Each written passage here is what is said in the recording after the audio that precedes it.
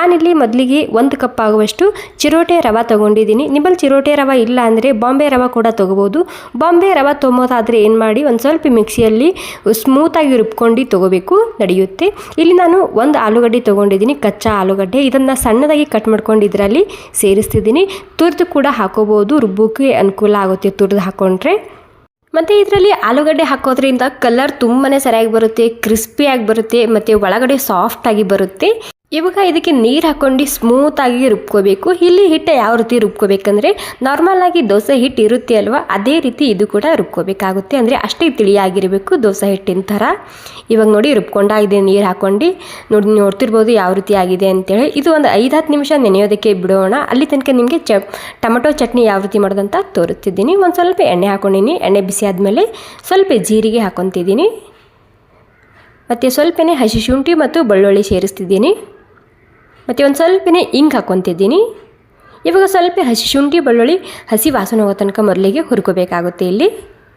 ಇವಾಗ ಹಸಿ ವಾಸನೆ ಹೋದ್ಮೇಲೆ ಸ್ವಲ್ಪನೇ ಕರಿಬೇವಿನ ಸೊಪ್ಪು ಸೇರಿಸ್ತಿದ್ದೀನಿ. ಜಾಸ್ತಿ ಕ್ವಾಂಟಿಟಿದಾಗ ಕೂಡ ಹಾಕೋಬೋದು ಇದರಲ್ಲಿ ಕರಿಬೇವು ಸೊಪ್ಪು. ಮತ್ತು ಖಾರಕ್ಕೆ ತಕ್ಕಂತೆ ಹಸಿ ಮೆಣಸಿನ್ಕಾಯಿ ಸೇರಿಸ್ತಿದ್ದೀನಿ. ಇಲ್ಲಿ ನಿಮಗೆ ಖಾರ ಎಷ್ಟು ಬೇಕೋ ಅಷ್ಟು ಮೆಣಸಿನ್ಕಾಯಿನ ಹಾಕೋಬೋದು ನೀವು ಇಲ್ಲಿ. ಮತ್ತು ನಿಮಗೆ ಖಾರ ಜಾಸ್ತಿ ಇಷ್ಟ ಇಲ್ಲ ಅಂದರೆ ಕಮ್ಮಿ ಕೂಡ ಹಾಕೋಬೋದು. ಇವಾಗ ನಾನು ಇದಕ್ಕೆ ಒಂದು 4 ಟೊಮೆಟೊನ ಸೇರಿಸ್ತಿದ್ದೀನಿ ಸುಮಾರು. ಇವಾಗ ಟೊಮೆಟೊ ಹಾಕಿದ ಮೇಲೆ ಒಂದು ಸ್ವಲ್ಪ ಸರಿಯಾಗಿ ಇದನ್ನು ಮಿಕ್ಸ್ ಮಾಡ್ಕೊಂಡು ತೊಗೊತಿದ್ದೀನಿ ಎಣ್ಣೆಯಲ್ಲಿ. ಓಕೆ ನೋಡಿ, ಎಲ್ಲ ಸೇರಿಸಿ ಸರಿಯಾಗಿ ಮಿಕ್ಸ್ ಮಾಡ್ಕೊಂಡಾಗಿದೆ. ಇಲ್ಲೇನೇ ನಾನು ರುಚಿಗೆ ತಕ್ಕಷ್ಟು ಉಪ್ಪನ್ನ ಸೇರಿಸ್ತಿದ್ದೀನಿ. ಟೊಮೆಟೊ ಕೂಡ ಜಲ್ದಿ ಸಾಫ್ಟ್ ಆಗುತ್ತೆ. ಇಲ್ಲೇನೋ ಉಪ್ಪನ್ನ ಹಾಕ್ಕೊಳ್ಳಿ. ಇವಾಗ ಪೂರ್ತಿಯಾಗಿ ಟೊಮೆಟೊ ಸಾಫ್ಟ್ ಮಾಡ್ಕೊಂಡು ತೊಗೋಬೇಕು. ನೋಡಿ ಸಾಫ್ಟ್ ಆಗಿದೆ ಇವಾಗ ಟೊಮೆಟೊ, ನೋಡ್ತಿರ್ಬೋದು. ಇಷ್ಟಾದರೆ ಸಾಕಾಗುತ್ತೆ. ಇವಾಗ ಇದನ್ನು ನಾನು ಮಿಕ್ಸಿಯಲ್ಲಿ ಟ್ರಾನ್ಸ್ಫರ್ ಮಾಡ್ಕೊತಿದ್ದೀನಿ. ಇವಾಗ ತುಂಬ ಬಿಸಿಯಾಗಿದೆ, ಜಸ್ಟ್ ನಾನು ಮಿಕ್ಸಿಯಲ್ಲಿ ಸೇರಿಸಿಡ್ತಿದ್ದೀನಿ. ಅದ್ರ ಜೊತೆಗೆ ಸ್ವಲ್ಪನೇ ಶೇಂಗಾ ಬೀಜ ಹಾಕ್ಕೊತಿದ್ದೀನಿ.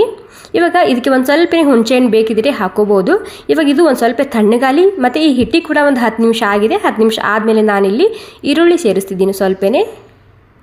ಮತ್ತು ತುರಿದಂತಹ ಕ್ಯಾರೆಟ್ ಹಾಕ್ಕೊತಿದ್ದೀನಿ, ಅಥವಾ ನೀವು ಇಲ್ಲಿ ಸಣ್ಣದಾಗಿ ಕಟ್ ಮಾಡ್ಕೊಂಡು ಕೂಡ ಹಾಕೋಬೋದು. ಮತ್ತು ಖಾರಕ್ಕೆ ತಕ್ಕಂತೆ ಹಸಿಮೆಣಸಿನ್ಕಾಯಿ, ಮತ್ತು 1 ಚಮಚ ಜೀರಿಗೆ, ಮತ್ತು ಕರಿಬೇವಿನ ಸೊಪ್ಪು ಇದು, ಮತ್ತು ಕೊತ್ತಂಬರಿ ಸೊಪ್ಪು ಸೇರಿಸ್ತಿದ್ದೀನಿ ಒಂದು ಸ್ವಲ್ಪನೇ. ಮತ್ತು ಸ್ವಲ್ಪನೇ ಕ್ಯಾಬೇಜ್ ಹಾಕ್ಕೊತಿದ್ದೀನಿ, ಅಥವಾ ಪತ್ತಾ ಗೋಬಿ ಅಂತ ಹೇಳ್ತೇವಲ್ಲ ಅದು ಇದು. ಈ ಪತ್ತಾ ಗೋಬಿ ಇಲ್ಲ ಅಂದರೆ ಸ್ಕಿಪ್ ಕೂಡ ಮಾಡ್ಕೋಬೋದು. ರುಚಿಗೆ ತಕ್ಕಷ್ಟು ಉಪ್ಪನ್ನ ಹಾಕ್ಕೊತಿದ್ದೀನಿ. ಇಲ್ಲಿ ಪತ್ತಾ ಗೋಬಿ ಇಲ್ಲ ಅಂದರೆ ನೀವೇನು ಮಾಡಿ ಟೊಮೆಟೊ ಕೂಡ ಸಣ್ಣದಾಗಿ ಕಟ್ ಮಾಡ್ಕೊಂಡು ಹಾಕೋಬೋದು. ಕೊನೆಯಲ್ಲಿ ಇದಕ್ಕೆ ಸ್ವಲ್ಪ ಅಡುಗೆ ಸೋಡಾ ಹಾಕ್ಕೊಂಡಿನಿ. ಈ ಸೋಡಾ ಹಾಕೋದ್ರಿಂದ ಏನಾಗುತ್ತೆ, ತುಂಬಾ ಕ್ರಿಸ್ಪಿಯಾಗಿ ಬರುತ್ತೆ ಮತ್ತು ಒಳಗಡೆ ಸರಿಯಾಗಿ ಬೇಯುತ್ತೆ. ಹೀಗಾಗಿ ಇಲ್ಲಿ ಸೋಡಾ ಅಥವಾ ಇನ್ನೊಂದು ಸ್ವಲ್ಪನೇ ಕೊನೆಯಲ್ಲಿ ಹಾಕ್ಕೊಳ್ಳಿ. ಓಕೆ ನೋಡಿ, ಸೋಡಾ ಎಲ್ಲ ಮತ್ತು ಎಲ್ಲ ತರಕಾರಿ ಹಾಕ್ಕೊಂಡು ಮಿಕ್ಸ್ ಮಾಡ್ಕೊಂಡು ಆಗಿದೆ. ಇವಾಗ ನೀವು ನೋಡ್ತಿರ್ಬೋದು ಯಾವ ರೀತಿ ಆಗಿದೆ ಅಂತೇಳಿ. ಜಾಸ್ತಿ ಗಟ್ಟಿ ಇರಬಾರ್ದು, ಸ್ವಲ್ಪ ಲೈಟಾಗಿ ತಿಳಿಯಾಗೇ ಇರಬೇಕಿದು. ಅಂದರೆ ದೋಸೆ ಹಿಟ್ಟು ಮಿಕ್ಸ್ ಮಾಡ್ಕೊತೇವಲ್ಲ ಅದೇ ರೀತಿಯಾಗಿದೆ ಇದು. ಇವಾಗ ಇಲ್ಲಿ ಟೊಮೆಟೊ ಕೂಡ ಸ್ವಲ್ಪ ತಣ್ಣಗಾಗಿದೆ. ಇದನ್ನು ಮಿಕ್ಸಿಯಲ್ಲಿ ತರಿಯಾಗಿ ರುಬ್ಕೊಂಡು ತೊಗೋಬೇಕು. ಜಾಸ್ತಿ ಸ್ಮೂತಾಗಿ ರುಬ್ಕೋಬಾರ್ದು. ನೋಡಿ ಈ ರೀತಿಯಾಗಿದೆ, ಅಂದರೆ ಲೈಟಾಗಿ ತರಿಯಾಗಿರಬೇಕು.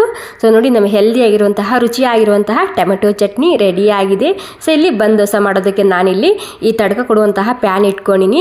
ಈ ರೀತಿ ನಿಮ್ಮಲ್ಲಿ ತಡ್ಕ ಕೊಡೋ ಪ್ಯಾನ್ ಇಲ್ಲ ಅಂದರೆ ನೀವೇನು ಮಾಡಿ ಉತ್ತಪ್ಪ ಕೂಡ ಹಾಕೋಬೋದು, ಅಥವಾ ನಾವು ಫಡ್ ಹಾಕೋತೇವಲ್ಲ ಫಡ್ ಕೂಡ ಇದರಲ್ಲಿ ನೀವು ಮಾಡ್ಕೋಬೋದು. ದೋಸೆ ತವ ಅಥವಾ ದೊಡ್ಡ ಪ್ಯಾನ್ನಲ್ಲಿ ನೀವು ಉತ್ತಪ್ಪ ಕೂಡ ಈ ಹಿಟ್ಟಿನಲ್ಲಿ ಮಾಡ್ಕೋಬೋದು. ಇವಾಗ ಸ್ಲೋ ಗ್ಯಾಸ್ನಲ್ಲೇ ಮಾಡ್ಕೋಬೇಕು ಈ ರೆಸಿಪಿ. ಒಂದು 2 ನಿಮಿಷ ಸ್ಲೋ ಗ್ಯಾಸ್ನಲ್ಲಿ ಮುಚ್ಚಿಟ್ಟಿದ್ದ. ಇವಾಗ ಇದನ್ನು ಉಲ್ಟಾ ಹಾಕ್ಕೊತಿದ್ದೀನಿ ಸ್ವಲ್ಪ ಎಣ್ಣೆ ಹಚ್ಚಿ. ವಾವ್ ನೋಡಿ ಎಷ್ಟು ಮಸ್ತ್ ಕಲರ್ ಬಂದಿದೆ ಅಲ್ವಾ. ಸೊ ಇದರಲ್ಲಿ ನಾವು ಆಲೂಗಡ್ಡೆ ಹಾಕಿರ್ತೀವಲ್ಲ, ಹೀಗಾಗಿ ಇದಕ್ಕೆ ಇಷ್ಟು ಸರಿಯಾಗಿ ಕಲರ್ ಬಂದಿರುತ್ತೆ. ವಾವ್, ಸೂಪರಾಗಿ ಬಂದಿದೆ ನಮ್ಮ ಹೆಲ್ದಿ ಆಗಿರುವಂತಹ ಬನ್ ದೋಸೆ. ಸೊ ನೋಡ್ತಿರ್ಬೋದು ಎಷ್ಟು ಇದು ಮೇಲಿನ ಲೇಯರ್ ತುಂಬಾ ಕ್ರಿಸ್ಪಿಯಾಗಿ ಬರುತ್ತೆ ಇದ್ರದ್ದು. ಸೊ ನೋಡಿ ಎಷ್ಟು ಮಸ್ತಾಗಿ ಕಲರ್ ಬಂದಿದೆ ಅಲ್ವಾ. ಒಳಗಡೆ ಪೂರ್ತಿಯಾಗಿ ಸಾಫ್ಟ್ ಇರುತ್ತೆ, ಮೇಲೆ ಪೂರ್ತಿಯಾಗಿ ಗರಿಗರಿಯಾಗಿ ಬರುತ್ತೆ ಈ ರೆಸಿಪಿ. ಸೊ ನೋಡಿ, ನಮ್ಮ ಬನ್ ದೋಸೆ ಟೊಮೆಟೊ ಚಟ್ನಿ ರೆಸಿಪಿ ತಯಾರಾಗಿದೆ. ಸ್ವಲ್ಪನಾದರೆ ಇಷ್ಟ ಆಗಿದ್ರೆ ಒಂದು ಲೈಕ್ ಮಾಡೋದು ಮಾತ್ರ ಮರಿಬಾರ್ದು. Thank you.